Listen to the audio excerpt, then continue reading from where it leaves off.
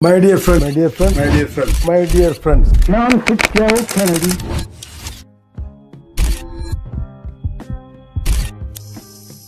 I am K.R. Gopinath. You can call me KRG.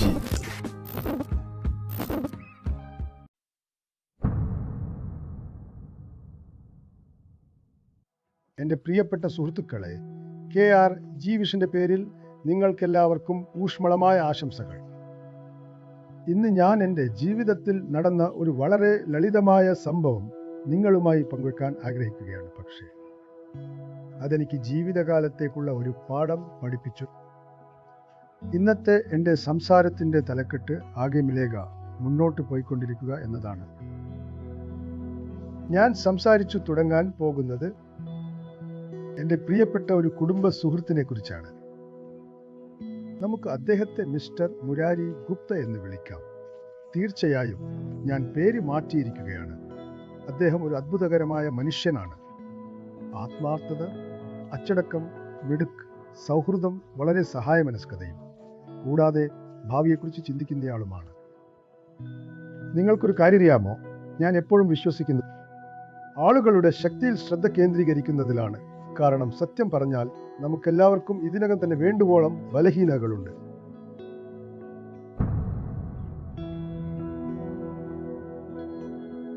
എൻ്റെ പ്രിയപ്പെട്ട ഭാര്യയും ഞാനും ഞങ്ങളുടെ മഴവെള്ള സംഭര യാത്ര ആരൻ ഗുജറാത്തിലേക്ക് പോയപ്പോൾ ഞങ്ങൾക്ക് ഒരു ചെറിയ സർക്കാർ ഓർഡർ ലഭിച്ചു. ജലക്ഷാമം നേരിടുന്ന 2 മുനിസിപ്പാലിറ്റികൾക്കായുള്ള ഒരു മാസ്റ്റർ പ്ലാൻ മാത്രമായിരുന്നു അത്. ഒരു ചെറിയ തുടക്കം. പക്ഷേ ഞങ്ങൾക്ക് വലിയ സ്വപ്നങ്ങൾ ഉണ്ടായിരുന്നു. അതിനുശേഷം യഥാർത്ഥ സാഹസിക യാത്ര ആരംഭിച്ചു. നോ AC, പണമില്ല, AC ഇല്ല, ഒരു സൗകര്യവുമില്ല. ആ സമയത്ത് എൻ്റെ സാമ്പത്തിക സ്ഥിതി അത്ര ശക്തമായിരുന്നില്ല. അതുകൊണ്ട് AC ഇല്ല. വാഹനവും ഞങ്ങളെല്ലാവരും യാത്ര ചെയ്തത് ഒരു നോൺ AC ടാറ്റ സുമോയിലായിരുന്നു. അതും ബറോഡയിൽ നിന്ന് കച്ചിലേക്കായിരുന്നു. കച്ച് ഗുജറാത്ത് സംസ്ഥാനത്തെ ഏറ്റവും ചൂടേറിയ പ്രദേശങ്ങളിൽ ഒന്നാണ്. അത് കടലിനടുത്താണ്. ചുട്ടുപൊള്ളുന്ന ചൂടായിരുന്നു. ഞങ്ങൾ വിയർത്തൊലിക്കുകയായിരുന്നു. ഒരു കംഫർട്ട് സോണും ഉണ്ടായിരുന്നില്ല. ആകെയുണ്ടായിരുന്നത് പഴയ ഓർമ്മകൾ മാത്രം.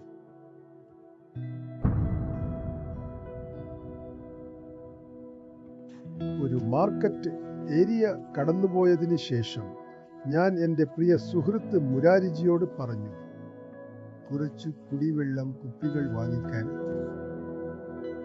പുഞ്ചിരിയോടെ, ആത്മവിശ്വാസത്തോടെയുള്ള മറുപടി, വിഷമിക്കേണ്ട KRG സർ, വിഷമിക്കേണ്ട, ആകെ മിലേഗ. കുറച്ച് സമയത്തിന് ശേഷം ഞാൻ അദ്ദേഹത്തെ വീണ്ടും ഓർമ്മിപ്പിച്ചു. അപ്പോഴും അദ്ദേഹം പറഞ്ഞു, ആകെ മിലേഗ, ഒന്നുകൂടി, ആകെ മിലേഗ. സത്യത്തിൽ ചൂട് കൂടിക്കൊണ്ടിരിക്കുകയായിരുന്നു. പ്രതീക്ഷ കുറഞ്ഞുകൊണ്ടുമിരുന്നു. റോഡ് വളരെ മോശവും ദുർഘടവുമായി കൊണ്ടിരുന്നു. ഇരുവശങ്ങളിലും വളരെ കുറച്ച് കടകൾ മാത്രം. ചൂട് കൂടിക്കൊണ്ടേയിരുന്നു. ഏതാനും മണിക്കൂറുകൾക്ക് ശേഷം ഞങ്ങൾ അടുത്ത ടൗണിലെത്തി. മുരാർജിയും ഡ്രൈവറും വണ്ടിയിൽ നിന്ന് താഴെ ഇറങ്ങി. അവർ മിനറൽ വാട്ടർ ബോട്ടിലുകൾ കിട്ടുമോ എന്ന് എല്ലായിടത്തും തിരഞ്ഞു. അവർ വെറും കൈയോടെ തിരികെ വന്നു പറഞ്ഞു, സർ, എവിടെയും വെള്ളം കിട്ടാനില്ല. ഒരു കടക്കാരൻ വെള്ളം വെച്ചിട്ടുണ്ടായിരുന്നു. ഞങ്ങൾ അദ്ദേഹത്തെ സമീപിച്ചപ്പോൾ വെള്ളമില്ല, എല്ലാം വിറ്റുപോയി എന്ന് പറഞ്ഞു. എന്നിട്ട് അദ്ദേഹം ഞങ്ങളോട് പറഞ്ഞു, നിങ്ങൾക്ക് ഒരുപക്ഷെ അടുത്ത ടൗണിൽ കിട്ടും. അത് ഇവിടെ നിന്ന് വെറും 2 മണിക്കൂർ ദൂരമേയുള്ളൂ. ഞങ്ങളുടെ അവസ്ഥ ഒന്നാലോചിച്ചു നോക്കൂ. AC ഇല്ല, ചുട്ടുപൊള്ളുന്ന ചൂട്, കുടിക്കാൻ വെള്ളവുമില്ല. വിജനമായ നീണ്ട റോഡ്. ഒരൊറ്റ പ്രതീക്ഷ മാത്രം, മുന്നോട്ട് പോയാൽ കിട്ടും. യാത്ര തുടരുകയല്ലാതെ ഞങ്ങൾക്ക് മറ്റ് മാർഗമില്ലായിരുന്നു. പെട്ടെന്ന് തന്നെ എല്ലാവരും മയക്കത്തിലായി. അസ്വസ്ഥമായി തണുത്ത വെള്ളക്കുപ്പികളെക്കുറിച്ച് സ്വപ്നം കാണുകയായിരുന്നിരിക്കാം. എന്നാൽ അതേസമയം ഞാൻ വളരെ സമാധാനപരമായി എൻ്റെ പുസ്തകം വായിച്ചു കൊണ്ടിരിക്കുകയായിരുന്നു. അതെൻ്റെ ജീവിതകാലം മുതലുള്ള ഒരു ശീലമാണ്.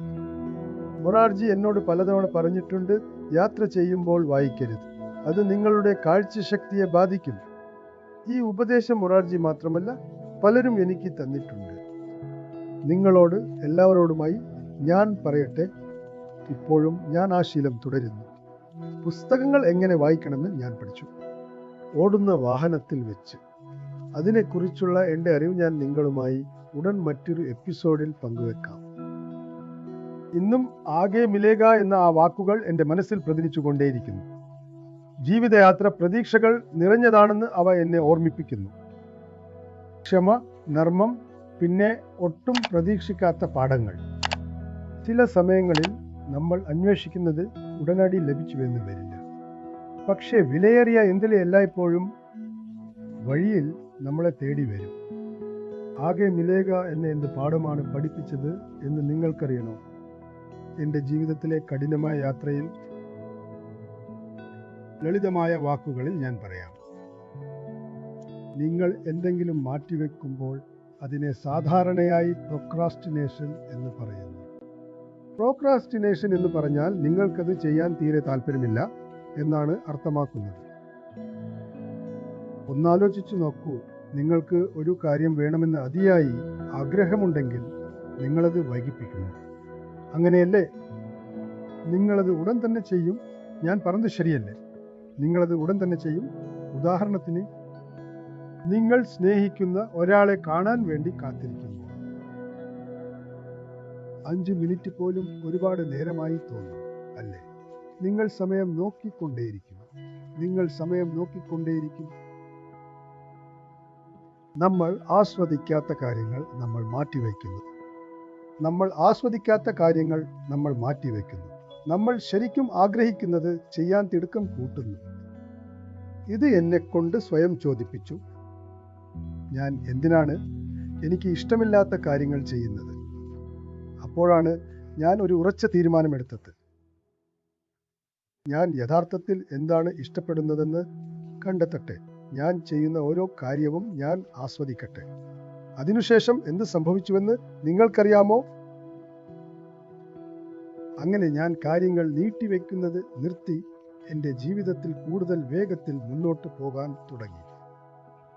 നിങ്ങൾ ഓരോരുത്തർക്കും വേണ്ടിയുള്ള എൻ്റെ ആത്മാർത്ഥമായ ആഗ്രഹമാണിത്. നിങ്ങൾ ഈയൊരു ലളിതമായ നിയമം പാലിക്കുക.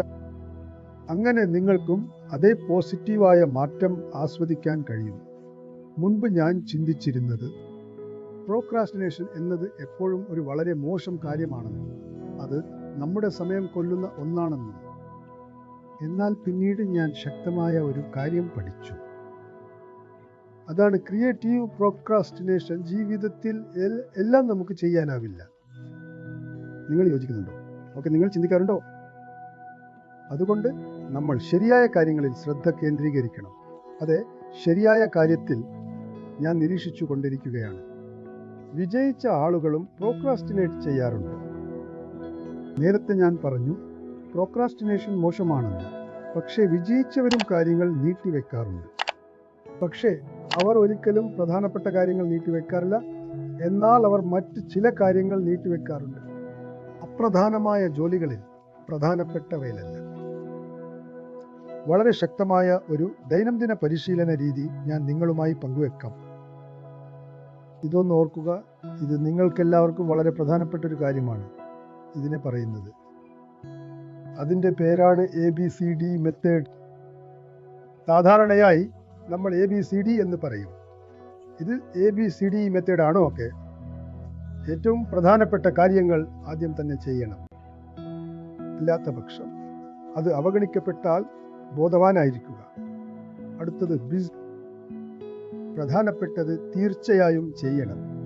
പക്ഷേ A ചെയ്തതിന് ശേഷം മാത്രം. നിങ്ങൾ നോക്കൂ, ചെയ്താൽ നല്ലതാണ്. അത് ചെയ്തില്ലെങ്കിലും ഒരു പ്രശ്നവുമില്ല. നിങ്ങൾക്ക് എന്ത് ചെയ്യാൻ കഴിയുമെന്ന് അറിയണോ? സോഷ്യൽ മീഡിയ, ചെറിയ കോളുകൾ, അനാവശ്യ കോളുകളിൽ പങ്കെടുക്കുക തുടങ്ങിയവ. വളരെ പ്രധാനപ്പെട്ട മാനേജ്മെന്റ് തത്വം, ഡെഡിക്കേറ്റഡ്. മറ്റാരെങ്കിലും അത് ചെയ്യട്ടെ. നിങ്ങളുടെ ഇഷ്ടം സമയം പാഴാക്കുകയോ നിക്ഷേപിക്കുകയോ ചെയ്യും. അവസാനത്തേത് ഈ വളരെ പ്രധാനപ്പെട്ട ഒന്നാണ് ഈ എലിമിനേറ്റ് ചെയ്യുക. തികച്ചും സമയം പാഴാക്കുന്ന ഒന്നാണ്. സമയം പൂർണ്ണമായി പാഴാക്കുന്നത് ഇല്ലാതാക്കുക. ഇത് ഈയുടെ കീഴിൽ വരുന്നതാണ്. അപ്പോൾ എ, ബി, സി, ഡി നിങ്ങൾ ഇതൊന്ന് പിന്തുടരുക.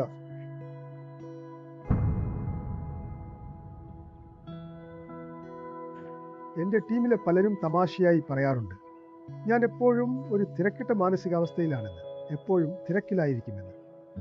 അതിനൊരു കാരണമുണ്ട്. എൻ്റെ കസ്റ്റമേഴ്സിന് അടിയന്തിരവും പ്രധാനപ്പെട്ടതുമായ പ്രോജക്റ്റുകൾ പൂർത്തിയാക്കാണ്ടാവുമ്പോൾ അവർ എൻ്റെ അടുത്തേക്ക് വരുന്നു. എന്തുകൊണ്ടാണെന്ന് ഞാൻ ചോദിക്കട്ടെ? അതിന് സെൻസ് ഓഫ് അർജൻസി എന്ന് പറഞ്ഞു. അടിയന്തിരബോധം വിജയകരമായ ബിസിനസ്സുകൾ സൃഷ്ടിക്കുന്നു. ഞാൻ നിങ്ങൾക്ക് ഒരു ക്ലാസിക് ഉദാഹരണം നൽകാം. ഒരു ദിവസം എനിക്ക് ഒരു കോൾ വന്നു. ടാറ്റ സ്റ്റീൽ മൈൻ നോവാമുണ്ടിയുടെ ജനറൽ മാനേജറിൽ നിന്ന്. അദ്ദേഹം എന്നെ ക്യാബിനിലേക്ക് വിളിച്ചു. എന്നിട്ട് എന്നോട് ചോദിച്ചു. അദ്ദേഹം പറഞ്ഞു, ഗോപിനാഥ് നമ്മുടെ രത്തൻ ടാറ്റ നോവാമുണ്ടി എന്ന സ്ഥലത്തേക്ക് വരുന്നുണ്ട്. മൈനിനുള്ളിലെ ചില പ്രധാന പ്രോജക്റ്റുകൾ ഉദ്ഘാടനം ചെയ്യാൻ അദ്ദേഹത്തെ കൊണ്ട് ഒരു പരിസ്ഥിതി സൗധ പദ്ധതിയും ഉദ്ഘാടനം ചെയ്യിക്കണമെന്ന് ഞങ്ങൾ ആഗ്രഹിക്കുന്നു. ഞങ്ങൾ ഒരു സ്ഥലം തിരഞ്ഞെടുത്തിട്ടുണ്ട്. പക്ഷേ അദ്ദേഹം 45 ദിവസത്തിനുള്ളിൽ വരുന്നുണ്ട്. അപ്പോൾ നിങ്ങൾക്ക് നിർമ്മിക്കാൻ സാധിക്കുമോ? അതെ, ഒരു പാർക്ക് ഇരിപ്പിടങ്ങൾ, പമ്പ് ലോഡർ, വെള്ളച്ചാട്ടങ്ങൾ തുടങ്ങിയവയുള്ള ഒരു eco friendly rain water sink project 45 ദിവസത്തിനുള്ളിൽ. ഞാൻ ഒരു 5 മിനിറ്റ് ആലോചിച്ചു. എന്നിട്ട് ഞാൻ പറഞ്ഞു, യെസ് സർ. സത്യം പറഞ്ഞാൽ അത് 45 ദിവസത്തിനുള്ളിൽ ചെയ്യാമെന്ന് ഞാൻ സമ്മതിക്കുകയായിരുന്നു. എന്നിട്ട് എന്ത് സംഭവിച്ചു എന്നറിയാമോ നിങ്ങൾക്ക്? ഞാൻ ആ പ്രൊജക്റ്റ് 45 ദിവസം പോലും എടുത്തില്ല. കൃത്യം 44 ദിവസത്തിനുള്ളിൽ പൂർത്തിയാക്കി. അത് ഉദ്ഘാടനം ചെയ്ത് മറ്റാരുമല്ല, നമ്മുടെ ദൈവികനായ ദക്ഷൻ ടാറ്റാജി അവർ തന്നെയായിരുന്നു. ഇതിൻ്റെ രഹസ്യം എന്താണെന്നോ? Sense of urgency. കൂടാതെ ABCD എന്ന രീതിയും കൂടിയാണ്. അതുകൊണ്ട് എൻ്റെ പ്രിയപ്പെട്ട സുഹൃത്തുക്കളെ, നിങ്ങൾ ഈ സെൻസ് ഓഫ് അർജൻസിയും ABCD നിയമങ്ങളും എപ്പോഴും പിന്തുടരേണ്ടതാണ്. ക്രിയേറ്റീവ് പ്രൊക്രാസ്റ്റിനേഷൻ എന്നതിൻ്റെ യഥാർത്ഥ അർത്ഥം എന്താണ് ഞാൻ ചുരുക്കി പറയാം. ഒന്നാമത്തെ കാര്യം, ഏറ്റവും വലുതും വളരെ പ്രധാനപ്പെട്ടതുമായ നിങ്ങളുടെ ജോലി എപ്പോഴും ആദ്യം തന്നെ ചെയ്യുക. ഏറ്റവും വലുതും പ്രധാനപ്പെട്ടതുമായ ജോലി ആദ്യം ചെയ്യുക. അതാണ് നമ്പർ 1. ഇനി നമ്പർ, പ്രാധാന്യമില്ലാത്ത കാര്യങ്ങൾ മാറ്റിവെക്കുക. നമ്പർ 3, ഉയർന്ന മൂല്യമുള്ള ഒന്നിൽ ശ്രദ്ധ കേന്ദ്രീകരിക്കുക. ഉയർന്ന മൂല്യമുള്ള ഒന്നിൽ ശ്രദ്ധിക്കുക. നാലാമത്തേത്, ദിവസവും മാർച്ച് പാസ്റ്റ് സ്റ്റെപ്പുകൾ എടുക്കുക. അഞ്ചാമത്തേത്, സമയം നിയന്ത്രിക്കുക. ശ്രദ്ധയും നിങ്ങളുടെ മാനസികാവസ്ഥയും. ഈ ഒരു സന്ദേശം നിങ്ങളെ ഒരുപാട് പ്രചോദിപ്പിച്ചുവെങ്കിൽ ഇത് നിങ്ങളുടെ സുഹൃത്തുക്കളുമായി ഷെയർ ചെയ്യുക. ലൈക്ക് ചെയ്യാനും മറക്കരുത്. എൻ്റെ യൂട്യൂബ് ചാനലായ KRG വിഷനിൽ കമൻറ്റ് ചെയ്യുകയും സബ്സ്ക്രൈബ് ചെയ്യുകയും ചെയ്യുക.